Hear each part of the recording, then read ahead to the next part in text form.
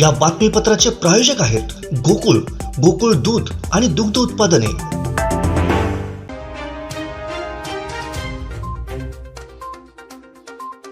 मुंबई गोवा महामार्गाच्या झारापत्रादेवी बायपासवर मळगाव सुतारवाडी सर्कलवर कारच्या जोरदार धडकेत झालेल्या अपघातात दुचाकीस्वाराचा जागीच मृत्यू झालाय।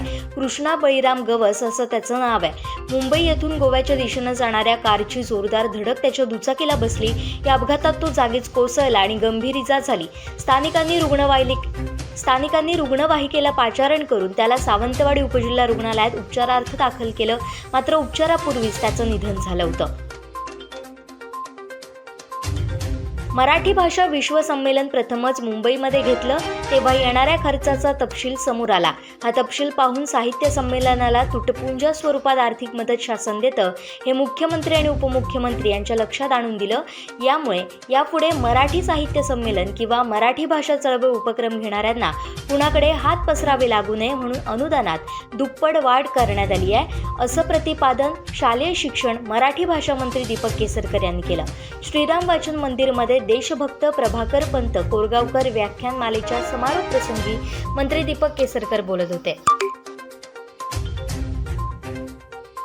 लाखो भाविकांचं श्रद्धास्थान असलेल्या आंगणेवाडी येथील श्री भराडी देवीची वार्षिक यात्रा 4 फेब्रुवारीला होते। श्री भराडी देवीच्या कृपा आशीर्वादानं एकनाथ शिंदे हे महाराष्ट्र राज्याच्या मुख्यमंत्रीपदी विराजमान झालेत। त्यांची आई भराडी देवीवर अपार श्रद्धा असून यंदाच्या आंगणेवाडी यात्रेला स्वतः मुख्यमंत्री शिंदे उपस्थित राहणार आहेत। उद्योगमंत्री उदय सामंत, शालेय शिक्षण मंत्री दीपक केसरकर यांची त्यांच्याशी चर्चा झाली आहे, अशी माहिती बाळासाहेबांची शिवसेना पक्षाचे कुडाळ मालवण क्षेत्र प्रमुख बबन शिंदे यांनी पत्रकार परिषदेत दिली।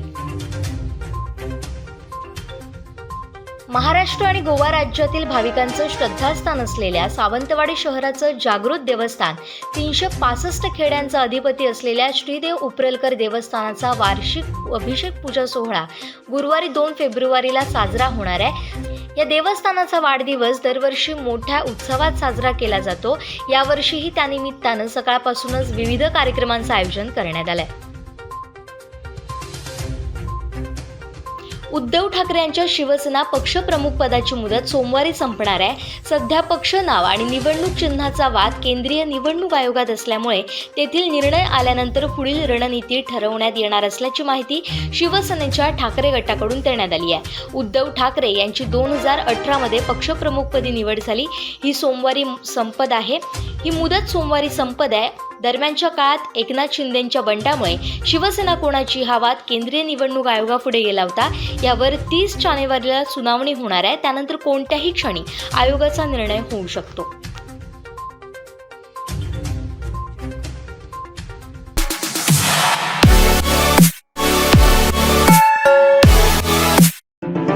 या बातमीपत्राचे प्रायोजक होते गोकुळ, गोकुळ दूध आणि दुग्ध उत्पादने।